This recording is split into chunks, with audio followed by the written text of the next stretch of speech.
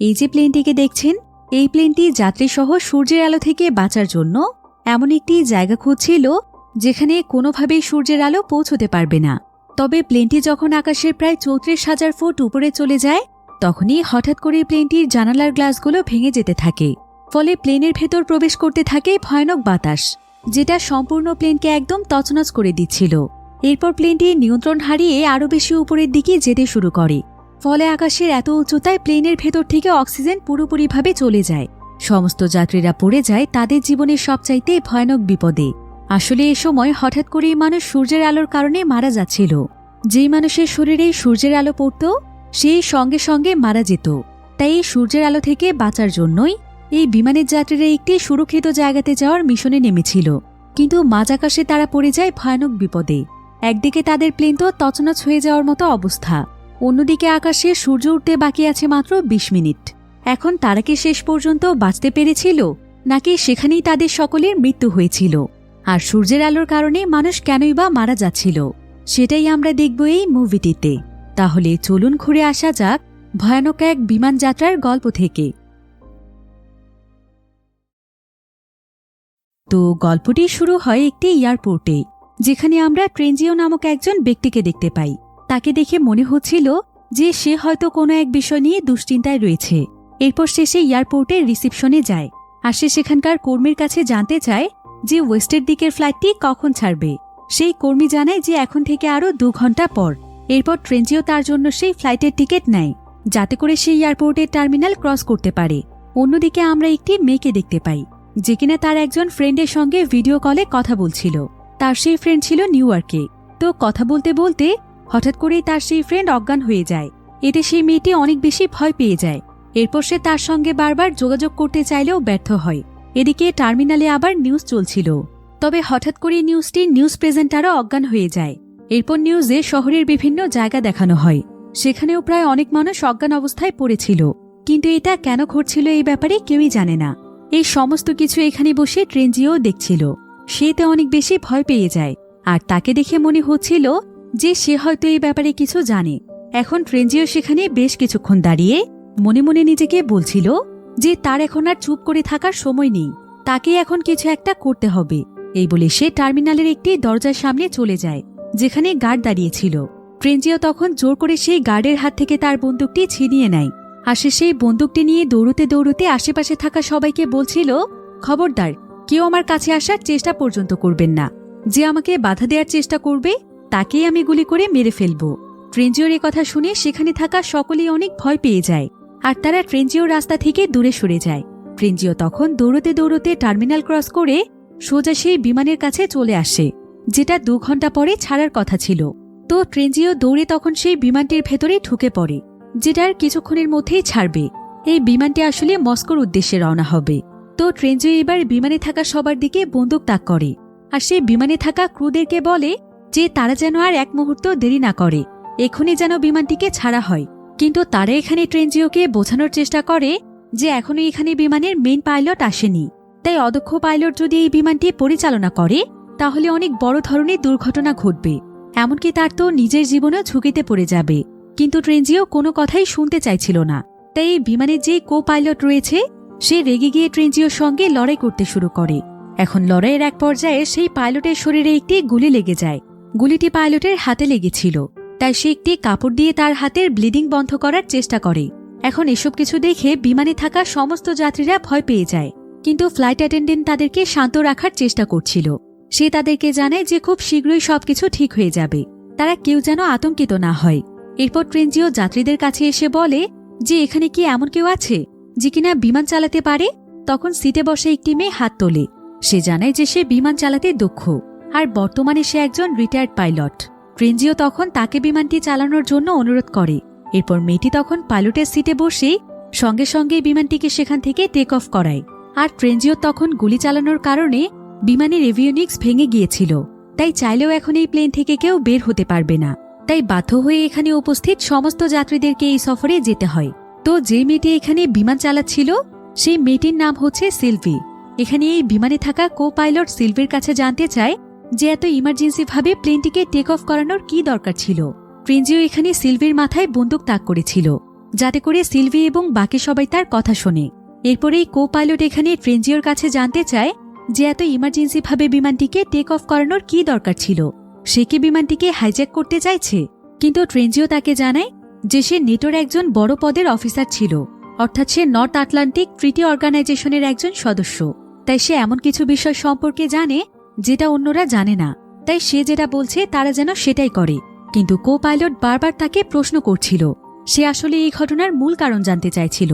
এখন প্রায় অনেকবার তার অনুরোধের পরে ট্রেনজিও তাদেরকে জানায় যে আসলে সূর্যের মধ্যে এমন কিছু পরিবর্তন ঘটেছে যার ফলে সূর্যের আলো মারাত্মকভাবে বিপজ্জনক হয়ে উঠেছে, আর আগামীকাল সূর্য ওঠার সাথে সাথে সূর্যের আলোতে নাকি সমস্ত মানুষ মারা যাবে। মানুষ যতই নিজেকে সূর্যের আলো থেকে সুরক্ষিত রাখার চেষ্টা করুক না কেন, এমনকি যারা ঘরের ভেতরেও লুকিয়ে থাকবে তারাও নাকি সূর্যের আলোর প্রভাবে মারা যাবে। এরপর ট্রেনজিও আরও বলে, আজকে সকাল থেকে সারাদিন যে নিউজগুলো দেখানো হয়েছে সেগুলো আপনারা নিশ্চয়ই দেখেছেন। জাপান এবং কোরিয়ার মতো দেশগুলোতে অলরেডি অনেক মানুষ মারা গিয়েছে। যদিও নিউজে সেই সমস্ত মানুষদেরকে সেন্সলেস বলা হচ্ছে, কিন্তু আসলে তারা সবাই মারা গিয়েছে। আর যদি এখনো তারা কোনো ব্যবস্থা না করে তাহলে তারা সবাইও এই বিপদের সম্মুখীন হবে। কিন্তু ট্রেনজিওর এসব কথা পাইলট বিশ্বাসই করছিল না, কারণ তার কাছে মনে হচ্ছিল যে এত বড় কিছু হয়ে গেলে তো সবার জানার কথা। এখন পাইলট এখানে ট্রেনজিওকে বলে, আমার তো মনে হচ্ছে আপনি একজন পাগল, আপনার তো ট্রিটমেন্টের দরকার, আপনি নিজে ট্রিটমেন্ট না করে আমাদেরকে বিপদে ফেলতে এসেছেন। কিন্তু ট্রেনজিও তখন বলে, আপনার কাছে হয়তো এখন আমাকে সত্যিই পাগল মনে হতে পারে, কিন্তু বিশ্বাস করুন আমি সত্যি কথা বলছি। এরপর জানা যায় যে এই পাইলটের নাম হচ্ছে ম্যাথিউ। এখানে আবার ম্যাথিউর হাতে প্রচুর পরিমাণে ব্লিডিং হচ্ছিল, আর এই ব্যাপারটি সেখানে অ্যানাউন্স করলে একজন যাত্রী জানায় যে সে ডক্টর, সে পাইলটকে সাহায্য করতে পারবে। যদিও এখানে বুলেটটি বের করার মতো কোনো ব্যবস্থা ছিল না, কিন্তু সেই ডক্টর এখানে তার বেসিক নলেজকে কাজে লাগিয়ে একটি ধারালো জিনিসকে গরম করে কোনো মতে ম্যাথিউর হাতের বুলেটটিকে বের করে, আর সে খুব সুন্দরভাবে তাকে ব্যান্ডেজ করে দেয় এবং বলে যে তাকে স্ট্রং থাকতে হবে, কারণ এই বিমানের সমস্ত যাত্রীদেরকে বাঁচানোর দায়িত্ব এখন তার উপর। এরপর ম্যাথিউদের সাথে যখন ট্রেনজিও ছিল না তখন ম্যাথিউ সেলভিকে বলে যে আপাতত তারা বিমানটিকে সেখানেই ল্যান্ড করাবে যেখানে ট্রেনজিও তাদেরকে বলবে, কারণ এখন ট্রেনজিওর কথা না শুনলে বিপদ হতে পারে। আর ট্রেনজিও যেহেতু তাদের উপর বন্দুক তাক করে তাদেরকে এই বিমানটি চালাতে বাধ্য করেছে, তাই এতক্ষণে নিশ্চয়ই মিলিটারি বিমান তাদের পিছু পিছু আসছে। তাদের দুশ্চিন্তার কোনো কারণ নেই, মিলিটারিরা অবশ্যই তাদেরকে উদ্ধার করবে। কিন্তু সেলফির কাছে মনে হচ্ছিল না যে কোনো মিলিটারি তাদেরকে বাঁচাতে আসছে। অন্যদিকে দেখা যায় যে বিমানটিতে থাকা সমস্ত যাত্রীরাও এই খবরটি জানতে পেরেছে যে সূর্যের রশ্মি মানুষকে মেরে ফেলছে, কিন্তু তারা কেউই এই বিষয়টি বিশ্বাস করতে পারছিল না। এখানে আয়াজ নামক একজন তুর্কিশ যাত্রী ছিল, সে এখানে বিমানে কর্মরত সকলের উপর চিৎকার চেঁচামেচি করছিল, কারণ তার কাছে মনে হচ্ছিল যে এটা হয়তো যাত্রীদেরকে কিডন্যাপ করার জন্য তাদের কোনো ট্র্যাপ হতে পারে। কিন্তু কেবিন ক্রু তাকে ভালোভাবে বিষয়টি বুঝিয়ে শান্ত করে। এরপর দেখা যায় কিছুক্ষণের মধ্যে একজন যাত্রী সেখানে অনেক অসুস্থ হয়ে পড়ে, আর প্রায় অনেক যাত্রী তাকে সাহায্য করতে গেলে আয়াজও সেই যাত্রীকে সাহায্য করার ভান করে, আর সে সুযোগ বুঝে তাড়াতাড়ি করে ট্রেনজিওর হাত থেকে তার বন্দুকটি ছিনিয়ে নেয়। এরপর সে ট্রেনজিওর দিকে উল্টো বন্দুক তাক করে তাকে বিমানের টয়লেটে চলে যেতে বলে। এখন ট্রেনজিও ভয় পেয়ে টয়লেটের মধ্যে চলে গেলে সবাই তাকে সেই টয়লেটের ভেতরেই বন্দি করে রেখে দেয়। এরপর আয়াজ এখানে ম্যাথিউর দিকে বন্দুক তাক করে, আর সে তার কাছে জানতে চায় যে আসলে এখানে কি হচ্ছে, সেই সাথে তারা যাত্রীদের সঙ্গে কি করতে যাচ্ছে।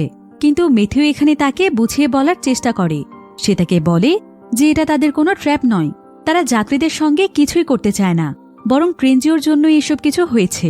ট্রেনজিও দাবি করছে যে সূর্যের আলো নাকি মানুষকে মেরে ফেলছে, তাই ট্রেনজিও তাদেরকে প্লেন ছাড়তে বাধ্য করেছে। আর এখন তারা ওয়েস্টের দিকে যাচ্ছে যেখানে আইসল্যান্ড রয়েছে, কারণ সেখানে না গেলে ট্রেনজিও তাদের উপর হামলা করত। এরপর ম্যাথিউ সকলকে উদ্দেশ্য করে বলে, আপনাদের দুশ্চিন্তা করার কোনো প্রয়োজন নেই, আমরা কন্ট্রোল রুমের সাথে যোগাযোগ রাখার চেষ্টা করছি। যখনই আমরা আইসল্যান্ডে পৌঁছে যাব তখনই পুলিশ এসে আমাদেরকে উদ্ধার করবে এবং ট্রেনজিওকেও সঙ্গে সঙ্গে অ্যারেস্ট করা হবে। আপনারা শুধু সাময়িক সময়ের জন্য একটু ধৈর্য ধরুন। এখন ম্যাথিউর কাছে সূর্যের আলোর এই বিষয়টি শুনে অনেক যাত্রীরা বলে যে গতকাল থেকে তারাও অনেক অদ্ভুত জিনিস লক্ষ্য করেছে। তাহলে কি ট্রেনজিওর কথাই সত্যি? এসব কথা ভেবে সকলেই তাদের পরিবারের জন্য দুশ্চিন্তায় পড়ে যায়। কিন্তু বিমানের কো পাইলট এখানে তাদেরকে শান্ত করে আর বলে যে তাদের চিন্তা করার কোনো প্রয়োজন নেই। একজন পাইলট হিসেবে সকলের প্রতি তার যতটুকু কর্তব্য সেটা সে পালন করবে। যদি সত্যিই এমন কিছু হয়ে থাকে তাহলে সে তাদেরকে বাঁচানোর আপ্রাণ চেষ্টা করবে। এবার দেখতে দেখতেই তাদের প্লেনটি আইসল্যান্ডের একদম কাছে চলে আসে। তো মিথু যখন এখানে প্লেনটিকে ল্যান্ড করাতে যাবে তখন সে দেখতে পায় যে এখানে তো অলরেডি অনেক প্লেন এসে ল্যান্ড করেছে, আর এত বেশি প্লেন এখানে এসে ল্যান্ড করেছে যে অনেক প্লেন তো ক্র্যাশ হয়ে আগুন লেগে গিয়েছে। তাই এখানে কিছুতেই তাদের প্লেনটিকে ল্যান্ড করানো যাবে না। এমনকি ট্রেনজিও এবং সেলভি উপর থেকেই দেখতে পায় যে সেখানে মানুষ বাঁচার জন্য ছুটোছুটি করছে। আর এত বেশি প্লেন এখানে ল্যান্ড করতে দেখে মেথিউ খুব ভালোভাবেই বুঝে যায় যে ট্রেনজিও আসলে তাদেরকে সত্য কথাই বলছে। এখন এখানে যেহেতু ল্যান্ড করার মতো তেমন কোনো জায়গা ছিল না, তাই মেথিউ সিদ্ধান্ত নেয় যে এখান থেকে তারা আর একটু সামনের অঞ্চলে গিয়ে ল্যান্ড করবে, আর সেই জায়গাটি হচ্ছে স্কটল্যান্ড। এবার বিমানটি স্কটল্যান্ডের উদ্দেশ্যে রওনা হওয়ার পর ট্রেনজিওকে বিমানের টয়লেট থেকে বের করে আনা হয়। এরপর আয়েস তাকে বলে যে সূর্যের রশ্মির ব্যাপারে সম্পূর্ণ বিষয়টি যেন সে তাদের কাছে খুলে বলে। ট্রেনজিও তখন তাকে বলে যে সেই খবরটি গোপন সূত্রে তার একজন সিনিয়রের কাছ থেকে জেনেছে, কিন্তু আসলে কেন মানুষ সূর্যের আলোর কারণে মারা যাচ্ছে এই সম্পর্কে সে নিজেও জানে না। তারা তখন জানতে চায় যে এখন এই বিপদ থেকে বাঁচার উপায় কি। ট্রেনজিও তাদেরকে বলে এই ব্যাপারে আমি শুধুমাত্র এটাই জানি যে কোনোভাবেই আমাদেরকে সূর্যের আলোর সংস্পর্শে আসা যাবে না, সেই সাথে আমাদেরকে এমন একটি জায়গাতে আশ্রয় নিতে হবে যেখানে কোনোভাবেই সূর্যের আলো পৌঁছবে না। অন্যদিকে আমরা সেই যাত্রীকে দেখতে পাই যে কিনা কিছুক্ষণ আগেই অসুস্থ হয়ে পড়েছিল, আর তার অবস্থা এখানে অনেক বেশি খারাপ হয়ে যাচ্ছে, কারণ এখানে তার নিঃশ্বাস নিতে অনেক কষ্ট হচ্ছিল। তবে সে এখানে মারা যাওয়ার আগে বলে যে সে বিমানে ওঠার আগে ডায়মন্ড গিলে নিয়েছিল, যাতে করে সেগুলোকে সে একটি নির্দিষ্ট স্থানে নিয়ে যেতে পারে, তাই তার এই অবস্থা হয়েছে। এখন বিমানের সবাই চেষ্টা করছিল যে সেই ব্যক্তির ভেতর থেকে কোনো মতে ডায়মন্ডগুলো বের করে আনতে, যাতে করে সে বেঁচে যায়, কিন্তু হাজার চেষ্টা করার পরেও তারা ব্যর্থ হয়। এদিকে তাদের বিমানটি স্কটল্যান্ডের একদম কাছাকাছি চলে আসে, কিন্তু সেখানে ল্যান্ড করার মতো ভালো কোনো জায়গা ছিল না। তাই মেথিউ এবং সেলভি যখন প্লেনটিকে সেখানে ল্যান্ড করাতে যায় তখন পুরো প্লেনের অবস্থা একদমই খারাপ হয়ে যাচ্ছিল। এমনকি প্লেনটি একটি দেয়ালের সঙ্গে ধাক্কা খেতেই যাবে, কিন্তু মেথিউ এবং সেলভি কোনো মতে প্লেনটিকে নিয়ন্ত্রণে নিয়ে আসে, আর শেষমেশ তারা স্কটল্যান্ডে ল্যান্ড করতে সফল হয়। এরপর কিছুক্ষণের মধ্যেই বিমানে থাকা প্রত্যেকের কাছে তাদের পরিবারের সদস্যদের কাছ থেকে নানা ধরনের মেসেজ আসছিল যে তারা এখনো ঠিক আছে কিনা, কারণ এখন সূর্যের এই বিষয়টি সবাই জানতে পেরেছে। এমনকি ইন্টারনেটেও এখন পুরো বিশ্বে এই নিউজটি ভাইরাল হয়ে গিয়েছে। এবার যাত্রীরা এখানে সেই সমস্ত নিউজের মাধ্যমে জানতে পারে যে বর্তমানে পৃথিবীর প্রায় অর্ধেক মানুষই নাকি সূর্যের আলোর সংস্পর্শে এসে মারা গিয়েছে, অর্থাৎ যে সমস্ত দেশগুলোতে এখন সূর্য উঠেছে সেই সমস্ত দেশগুলো শত শত মানুষ মারা যাচ্ছে। এদিকে তারা এখন যে এয়ারপোর্টটিতে ল্যান্ড করেছে সেখানে কোনো মানুষই ছিল না, কারণ অলরেডি সেখান থেকে সকল মানুষেরা পালিয়ে গিয়েছে। এরপর তারা সবাই মিলে সেখানে পরিকল্পনা করছিল যে যেভাবেই হোক তাদেরকে একটি অন্ধকার সুরক্ষিত জায়গা খুঁজে বের করতে হবে। কিন্তু নিউজের মাধ্যমে তারা সবাই একটি বিষয় জানতে পেরেছিল যে সূর্য ওঠার পরে যদি কেউ মাটির নিচের বাংকারের মধ্যে গিয়েও লুকিয়ে থাকে তাও নাকি সে মারা যাবে, কিন্তু তারপরও তারা সবাই বাঁচার জন্য নানাভাবে প্রস্তুতি গ্রহণ করছিল। এদিকে কিছুক্ষণের মধ্যে বিমানটি তাদেরকে নিয়ে ওয়েস্টের দিকে রওনা হবে, তাই সকল যাত্রীরা এয়ারপোর্টে তাদের সমস্ত দরকারি জিনিসপত্র গুছিয়ে নিচ্ছিল, যেমন খাবার পানি থেকে শুরু করে অন্যান্য জিনিসপত্র। এই সমস্ত জিনিস রেডি করে তারা আবারও বিমানে উঠে পড়ে। কিন্তু তাদের মধ্যে আরও একজন যাত্রী ছিল যে কিনা তার ওয়াইফের কাছে যেতে চাচ্ছিল, তাই সে বিমান থেকে চলে যেতে চায়, কারণ সে ওয়েস্টের দিকে যাবে না, সে এখান থেকে তার ওয়াইফের কাছে যাওয়ার চেষ্টা করবে। কিন্তু সবাই এখানে তাকে বাধা দেওয়ার চেষ্টা করলে লোকটি অনেক রেগে যায়, যার ফলে তাকে প্লেন থেকে চলে যাওয়ার অনুমতি দেওয়া হয়। এবার সম্পূর্ণভাবে প্রস্তুত হয়ে আবারও বিমানে করে তারা তাদের নেক্সট স্টপের উদ্দেশ্যে রওনা হয়। তাদের নেক্সট স্টপ ছিল কানাডায়। সেখানে তারা বিমানটিকে স্টপ করে বিমানের মধ্যে ফিউয়েল ঢোকাবে এবং তাদের বিমানের রেডিওটিকে ফিক্সড করবে, যাতে করে প্রতিটি মুহূর্তে তারা সমস্ত জায়গার খবরাখবর পেতে পারে, কারণ হঠাৎ করেই তাদের প্রত্যেকের মোবাইলেরই ইন্টারনেট কানেকশন চলে গিয়েছিল। কিন্তু কিছুক্ষণ পরেই দেখা যায় যে ইন্টারনেট কানেকশন আবারও ঠিক হয়ে গিয়েছে। এখন তাদের প্রত্যেকের ফোনেই তাদের পরিবারের কাছ থেকে শেষ একটি মেসেজ এসেছে। সবাই তাদের কাছে মৃত্যুর আগে বিদায়ের মেসেজ পাঠিয়েছে, অর্থাৎ এতক্ষণে তারা সবাই মারা গিয়েছে। তাই সেখানে থাকা প্রত্যেকে অনেক ডিপ্রেশনে ছিল। কিন্তু কিছুক্ষণ পরেই তাদের মধ্যে থাকা একজন ব্যক্তি তাদের সবাইকে বলে যে সে একটি নিউজ দেখতে পেয়েছে যেখানে এই সূর্যের আলোতে মৃত্যুর কারণ সম্পর্কে বলা হয়েছে। জানা গিয়েছে যে মৃত্যুর মূল কারণ হচ্ছে সূর্যের ক্ল্যারিটি। এখন সূর্যের ক্ল্যারিটি সম্পর্কে তো সবাই জানত না, তবে বিমানটিতে একজন ক্লাইমেট এক্সপার্ট ছিল যার কিনা সূর্যের ক্ল্যারিটি সম্পর্কে ধারণা রয়েছে। সে তখন সকলকে উদ্দেশ্য করে বলে যে সূর্যের মধ্যে একটি ম্যাগনেটিক ফিল্ড রয়েছে যেটা প্রতি 11 বছর পর পর রিভার্স হতে থাকে, কিন্তু এবার যখন সেটা সেই একই পদ্ধতিতে রিভার্স হচ্ছিল তখন দেখা গিয়েছে যে রিভার্সের গতি এবার অনেক কম। তাই পৃথিবীতে সূর্যের গামারশ্মির বিকরণ বেড়ে গিয়েছে। গামারশ্মি হচ্ছে এক প্রকার চুম্বকীয় বিকরণ, যেটার কারণে পৃথিবীতে এর প্রভাব অনেক বেশি পড়ে। এমনকি সূর্যের আলো আস্তে আস্তে মানুষের জন্য বিপজ্জনক হয়ে ওঠে। আর গামারশ্মিজনিত সূর্যের আলো মানুষের শরীরে পড়লে সঙ্গে সঙ্গেই মানুষের শরীরের গতি একদম পরিবর্তন হয়ে যায়। এমনকি মুহূর্তের মধ্যে শরীরের ভেতরে বিভিন্ন প্রতিবন্ধকতা তৈরি হয়। আর এই কারণেই এখন মানুষ সূর্যের আলোর সংস্পর্শে আসলেই মারা যাচ্ছে। এসব কথা জানতে পেরে সবাই বুঝে যায় যে সূর্যের আলোতে মানুষের মৃত্যুর মূল কারণই হচ্ছে গামারশ্মি।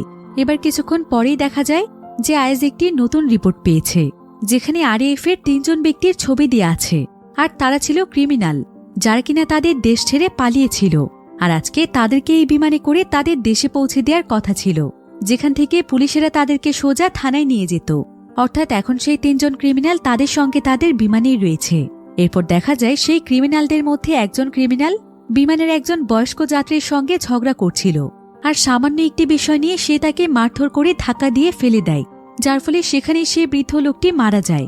এখন এই 3 জন ক্রিমিনালের জন্য সবাই অনেক আতঙ্কিত হয়ে পড়েছিল, কারণ এরা যে কোনো সময় যে কোনো মানুষের গায়ে হাত তুলতে পারে।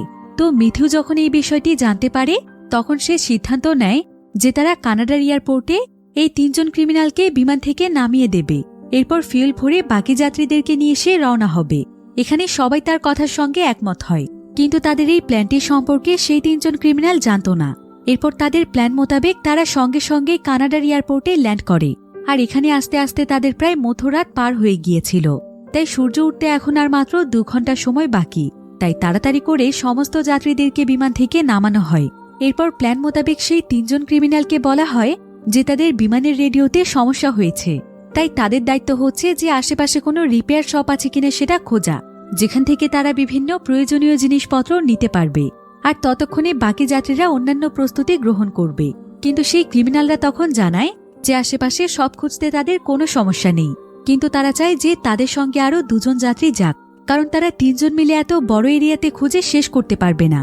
তাই তারা জেকাব এবং গেব্রিল নামক 2 জন যাত্রীকে তাদের সঙ্গে নিয়ে যেতে চায়।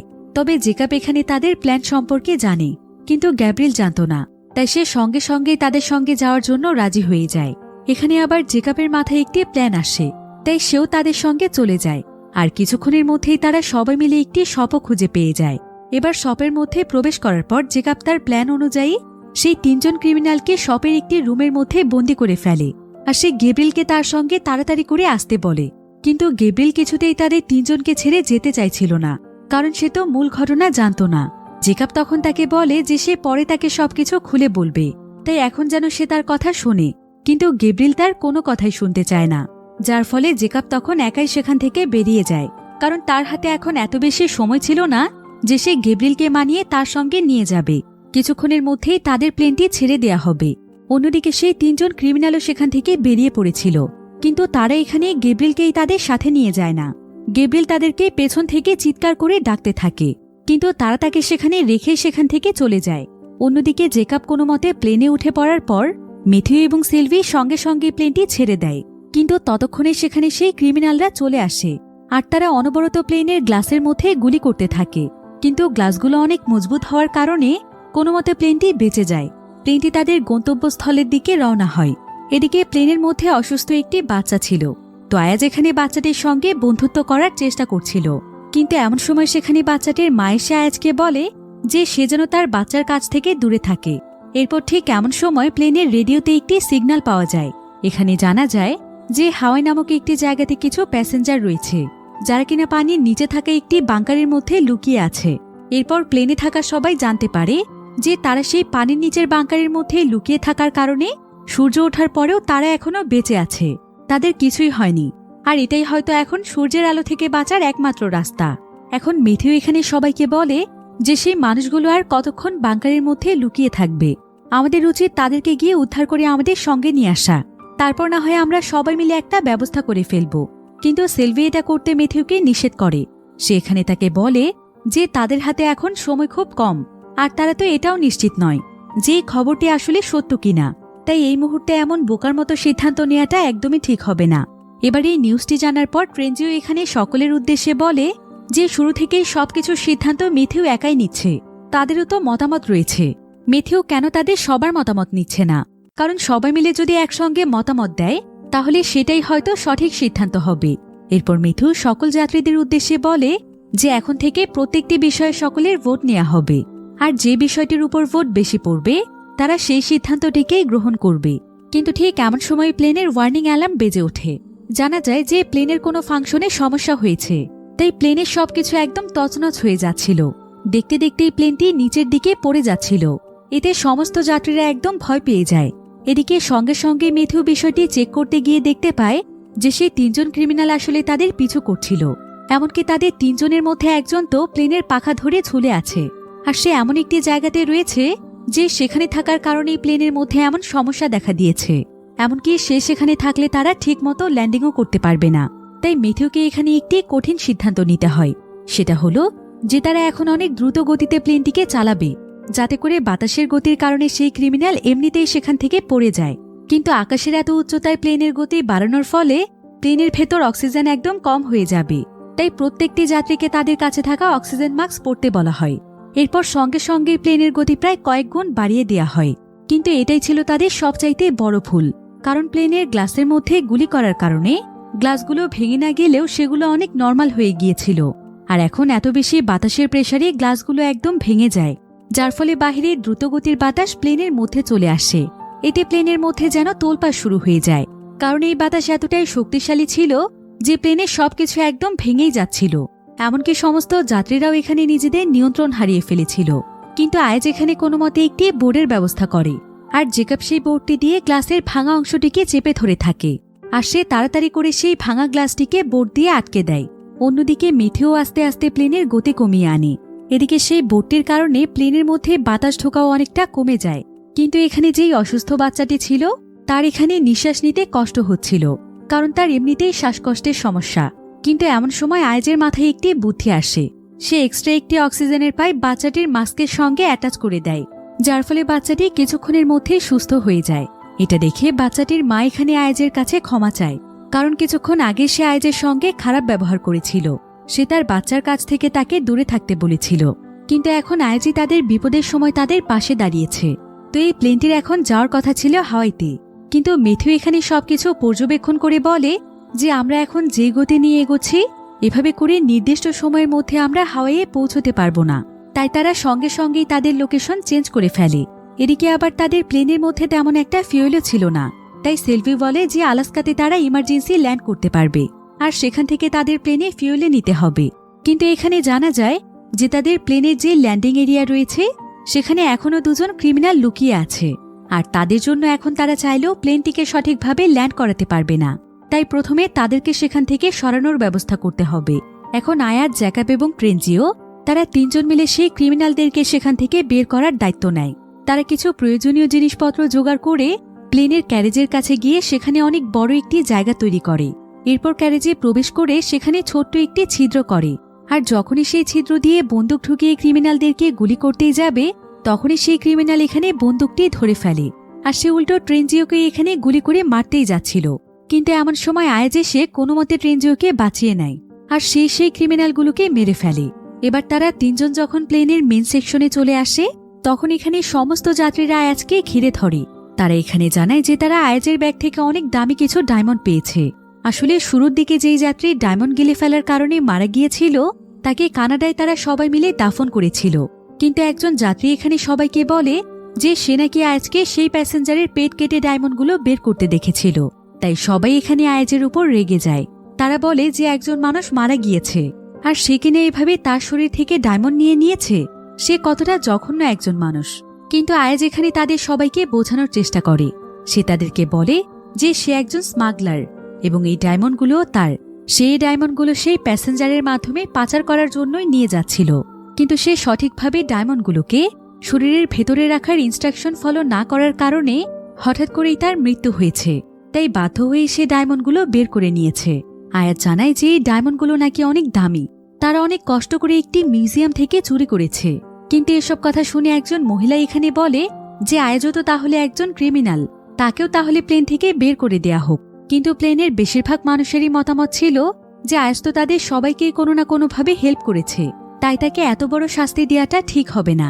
এরপর সকলের ভোট অনুযায়ী আয়াজকে একটি হ্যান্ডকাপ দিয়ে সেখানে বেঁধে রাখা হয়। এরপর কিছুক্ষণের মধ্যেই তারা আলাস্কাতে ল্যান্ড করে, আর সেখান থেকে তারা দ্রুত প্লেনের মধ্যে ফুয়েল ভরে নেয়। এবার তাদের মধ্যে যেই ক্লাইমেট এক্সপার্ট ছিল সে এখানে বলে যে তারা কানাডার সব থেকে যেই ফলমূলগুলো তাদের সঙ্গে করে নিয়ে এসেছিল সে সেগুলো একটু টেস্ট করে দেখেছে, কিন্তু ফলগুলোর মধ্যে কোনো স্বাদই ছিল না। অর্থাৎ সূর্যের গামারশ্মি এখন এত তীব্র হয়ে গিয়েছে যার ফলে সেটা সমস্ত খাবারের টেস্টই নষ্ট করে দিয়েছে। আর এভাবে চলতে থাকলে কোনো খাবারই আমাদের শরীরে কাজ করবে না, এমনকি সমস্ত খাবারও নষ্ট হয়ে যাবে। এতে আমরা সূর্যের আলোতে মারা না গেলেও হয়তো একদিন আমাদেরকে না খেয়েই মরতে হবে। এদিকে মিথিও এসব কথা শুনতে পাচ্ছিল, তাই সেখানে সেই লোকের কাছে এসে বলে তাদেরকে এখন শুধুমাত্র একটি বিষয়ের উপর ফোকাস করতে হবে, সেটা হলো যেভাবেই হোক তাদেরকে এমন একটি জায়গাতে যেতে হবে যেখানে সূর্যের আলো নেই। তাই খাবারের ব্যাপারে তারা পরে চিন্তা করবে। এবারের কিছুক্ষণ পরেই আবারও রেডিওতে সিগন্যাল পাওয়া যায়, যেখানে কি কথা বলা হচ্ছিল সেটা ভালো করে বোঝা যায় না। তারা শুধুমাত্র একটি কথাই শুনতে পায়, সেটা হলো স্টারা 17।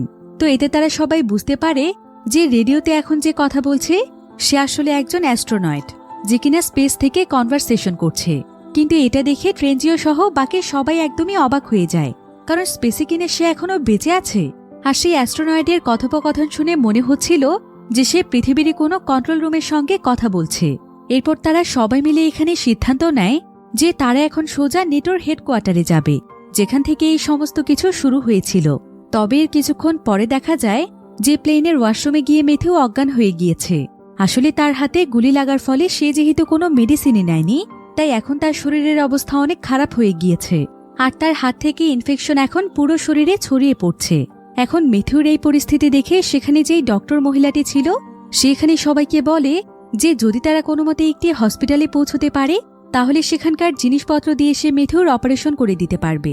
কিন্তু সেলভি এখানে অনেক দুশ্চিন্তায় পড়ে গিয়েছিল, কারণ মেথিউকে ছাড়া তার একার পক্ষে প্লেন চালানো সম্ভব নয়। কিন্তু সেলভি এতে রাজি হতে চাইছিল না। তবে কয়েকজন যাত্রী এসে সেলভিকে বোঝায়। তারা বলে যে সবাই এখন সেলভির উপরই ভরসা করে আছে, তাই সেলভি যেন প্লেনটিকে একা চালানোর চেষ্টা করে দেখে। তাদের পুরোপুরি বিশ্বাস আছে যে সেলভি চেষ্টা করলে অবশ্যই পারবে। এদিকে তাদের হাতে এখন খুব একটা সময় ছিল না, তাই সেলভি একাই তখন প্লেনটিকে স্টার্ট করে। সেলভি আসলে বহু বছর ধরে প্লেন চালায়নি, তাই মিথিউ তাকে যেভাবে ইনস্ট্রাকশন দিচ্ছিল সেভাবেই সে প্লেনটিকে চালাচ্ছিল। আর এখন যেহেতু মিথিউ ছিল না, তাই সেলভি তার মোবাইলের মাধ্যমে ইউটিউবে ভিডিও অন করে, আর সেই ভিডিওতে দেখানো ইনস্ট্রাকশন ফলো করে কোনোমতে সে প্লেনটিকে পরিচালনা করছিল। কিন্তু সেলভির কাছে প্লেন ল্যান্ড করানো এবং টেক অন করানোর কাজটিকে অনেক কঠিন মনে হতো। তবে সমস্ত প্যাসেঞ্জাররা সেলভিকে ভরসা দেয়। এরপর সেলভি যখনই প্লেনটিকে ল্যান্ড করাতে যায় তখন সেখানে নানা রকমের সমস্যা দেখা দেয়। প্লেনটি অল্পের জন্য ক্র্যাশ করতেই যাচ্ছিল, তবে সেলভি তার বুদ্ধিমত্তাকে কাজে লাগিয়ে কোনোমতে সবাইকে বাঁচিয়ে নেয়। এদিকে সেলভির এমন সাহসিকতায় সকলেই তাকে তালি দিয়ে অ্যাপ্রিসিয়েট করে। এখন বাকি কাজগুলোও তাদেরকে অনেক দ্রুত কমপ্লিট করতে হবে, তাই তারা সবাই মিলে তখন 3টি ভাগে বিভক্ত হয়ে যায়। আর তাদের 3টি গ্রুপের মধ্যে 3টি দায়িত্ব দেয়া হয়। প্রথম দলের দায়িত্ব ছিল প্লেনের মধ্যে ফিউল ঢোকানো এবং প্লেনের ছিদ্র অংশগুলোকে রিপেয়ার করা। আর দ্বিতীয় দলের দায়িত্ব ছিল মিথিউকে নিয়ে হসপিটালে যাওয়া। এবং তৃতীয় দল অর্থাৎ ট্রেনজিও এবং আয়াজের দায়িত্ব ছিল সোজা নেটোর সদর দপ্তরে যাওয়া। ট্রেনজিওদের দলে আবার সেই ক্লাইমেট এক্সপার্টও ছিল। এদিকে মিথিউকে নিয়ে তারা যখন কাছের একটি হসপিটালে আসে তখন তারা দেখতে পায় যে হসপিটালে অনেক মানুষ পড়ে আছে। হয়তো সূর্যের আলোর কারণে এখানে তাদের মৃত্যু হয়েছে। এতে তারা সবাই অনেক বেশি ভয় পেয়ে যায়। কিন্তু তাদের গ্রুপে যে ডক্টর মহিলাটি ছিল সে এখানে সবাইকে ভরসা দেয়।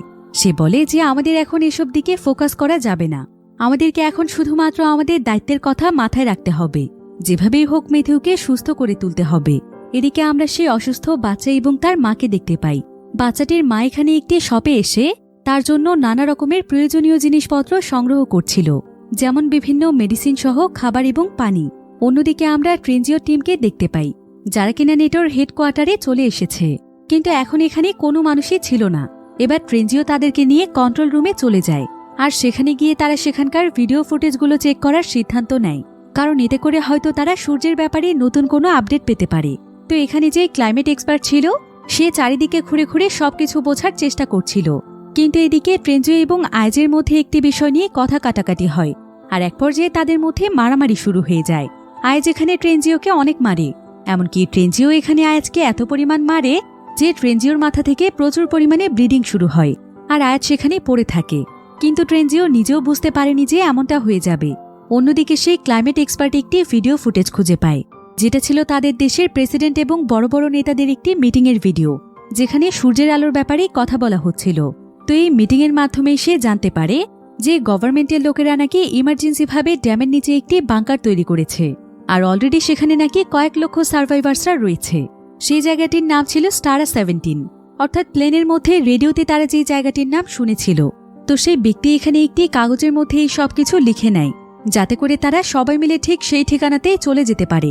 তবে এমন সময় তার কাছে ট্রেনজিও আসে, আর ট্রেনজিও তাকে বলে যে এখনই তাদেরকে এখান থেকে বের হতে হবে।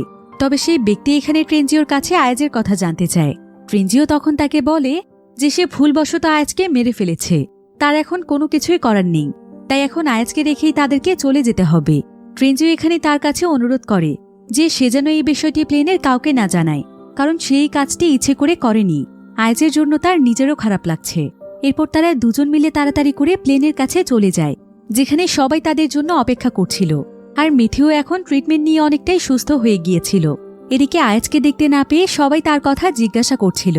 ট্রেনজিও তখন তাদের সবাইকে মিথ্যে বলে। সে বলে যে আয়াজ একটি অ্যাক্সিডেন্টের কারণে মারা গিয়েছে, তাই আয়াজকে ছাড়াই তাদের বের হতে হবে।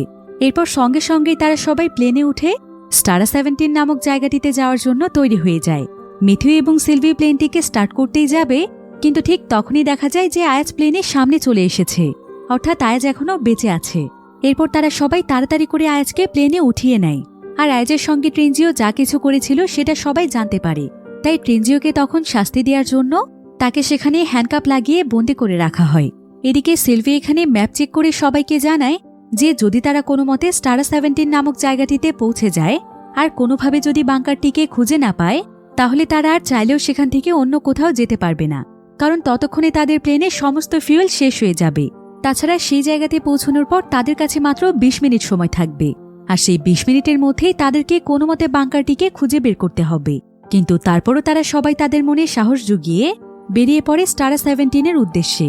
এদিকে প্রচণ্ড রকমের ব্লিডিং হওয়ার কারণে আয়াজ অনেক অসুস্থ হয়ে যাচ্ছিল। এখানে আবার সমস্ত যাত্রীরা আয়াজকে জিজ্ঞাসা করে যে ট্রেনজিও যে তার সঙ্গে এই ধরনের একটি কাজ করেছে, তাই তারা ট্রেনজিওকে তাদের সঙ্গে করে নেবে না। কিন্তু আয়াজ এখানে সবাইকে বুঝিয়ে বলে, সে জানায় যে ট্রেনজিও এমনটা ইচ্ছে করে করেনি, বরং এখানে তারও ভুল ছিল, তাই ট্রেনজিওকে শাস্তি দেওয়ার কোনো প্রয়োজন নেই। এবার প্রায় বেশ কিছুক্ষণ পর তারা স্টারা 17 নামক জায়গাটিতে ল্যান্ড করে। তবে বাংকারটি আসলে ঠিক কোন জায়গাতে ছিল এটা তো তারা কেউই জানত না। তো এখানে প্লেন থেকে নামার সঙ্গে সঙ্গেই তারা সেই জায়গাতে দুটো গাড়ি খুঁজে পায়, আর তারা সঙ্গে সঙ্গে প্ল্যান করে দুটো গ্রুপে বিভক্ত হয়ে যায়, যাতে করে এই গাড়িতে করে খুব দ্রুত তারা জায়গাটিকে খুঁজে বের করতে পারে। তো প্রথম গ্রুপের গাড়িটি ড্রাইভ করছিল সিলভি, আর দ্বিতীয় গাড়িটিকে ড্রাইভ করছিল আয়াজ। তবে আয়াজ যেহেতু এখানে অসুস্থ ছিল, তাই তাদের গাড়িটি একটি জায়গাতে গিয়ে অ্যাক্সিডেন্ট করে ফেলে। কিন্তু ততক্ষণে সিলভি এবং বাকি সবাই অনেক দূরে চলে এসেছিল, আর কিছুক্ষণের মধ্যেই তারা তাদের সামনে একটি গেট দেখতে পায়, তাই তারা তাদের গাড়িটি নিয়ে ভেতরে প্রবেশ করে। তবে তাদের সামনে আরেকটি গেট ছিল। তো একজন যাত্রী যখন দৌড়ে সেই গেটটিকে পার হওয়ার চেষ্টা করছিল, তখন সে সঙ্গে সঙ্গে ছিটকে মাটিতে পড়ে যায়, কারণ এই গেটটির মধ্যে ইলেকট্রিসিটি রয়েছে। এখন তারা বুঝতে পারছিল না যে তারা এই গেটটি কিভাবে পার হবে। কিন্তু এমন সময় তারা সেই গেটের পাশে একটি বাটন দেখতে পায়, আর তারা বুঝতে পারে যে এই বাটনটি প্রেস করলে গেটটি খোলে। কিন্তু সমস্যা হচ্ছে বাটনটিকে একজনের চেপে ধরে রাখতে হবে, তাই ট্রেনজিও তখন এই কাজটি করতে চায়। সে জানায় যে সবার পার হওয়ার পর সে পার হবে। এরপর ট্রেনজিও যখন বাটনটিকে প্রেস করে ধরে রাখে, তখনই সেখানে সিলভি এসে ট্রেনজিওকে গেটের সঙ্গে লক করে দেয়। আর সে ট্রেনজিওকে জানায় যে তারা ট্রেনজিওকে বিশ্বাস করে না। ট্রেনজিও যদি ইচ্ছে করেই তাদেরকে শক দিয়ে মেরে ফেলে, কারণ সে তো এমনিতেই আজের সঙ্গে অনেক খারাপ একটি কাজ করেছে, তাই সকল মানুষের পার হওয়ার পর সে পার হবে, অর্থাৎ তাদের পেছনে যারা পড়ে রয়েছে তারাও পার হওয়ার শেষে ট্রেনজিও পার হবে। কিন্তু একথা শুনে ট্রেনজিও অনেক রেগে যায়, কারণ তারা কখন আসবে সেটা কেউই জানে না। এরপর ট্রেনজিওকে সেখানে রেখেই তারা সবাই মিলে ভেতরে চলে যায়। ট্রেনজিও তখন আয়াজ এবং বাকি সবার জন্য অপেক্ষা করতে থাকে, কারণ তারা আসলেই তার হাতের হ্যান্ডকাপ খুলে দেবে। অন্যদিকে আমরা আয়াজ এবং বাকিদেরকে দেখতে পাই তারা দৌড়তে দৌড়তে আরেকটি গেটের কাছে চলে এসেছিল, যেটা ছিল এই জায়গাটিরই পেছনের গেট। তাই তারা সবাই মিলে তখন সেই গেট দিয়েই ভেতরে প্রবেশ করে। কিন্তু এদিকে বাহিরেই থেকে যায় ট্রেনজিও। অন্যদিকে তারা সবাই মিলে যখন ভেতরে প্রবেশ করে, তখন কয়েকজন মিলিটারি তাদেরকে ওয়েলকাম জানায় আর বলে যে তাদের দুশ্চিন্তার কোনো প্রয়োজন নেই, এখানে সার্ভাইভার্সদের জন্য সমস্ত ব্যবস্থা রয়েছে। আর তাছাড়া এখানে তাদেরকে শুধুমাত্র 2 দিন থাকতে হবে, কারণ 2 দিন পরে সবকিছু আবারও স্বাভাবিক হয়ে যাবে। এদিকে তারা যেহেতু গেটের কাছ থেকে অনেক দূরে চলে এসেছে, তাই ট্রেনজিওকে নিয়ে আসতে গেলে ততক্ষণে সূর্য উঠে যাবে, যার ফলে তারা কেউই আর ট্রেনজিওকে ফিরিয়ে আনতে যায় না। এদিকে ট্রেনজিও নিজেকে ছাড়ানোর অনেক চেষ্টা করছিল, কিন্তু শেষমেশ সে ব্যর্থ হয়ে নিজের কাছেই নিজে হার মেনে নেয়, আর সে মৃত্যুর জন্য প্রস্তুত হয়ে যায়। সে এখানে তার জীবনে করা সমস্ত ভুলের জন্য সৃষ্টিকর্তার কাছে ক্ষমা চায়। এরপর দেখতে দেখতেই সেখানে সূর্য উঠে যায়। বাকি সবাই বেঁচে গেলেও ট্রেনজিও সেখানেই মৃত্যু হয়।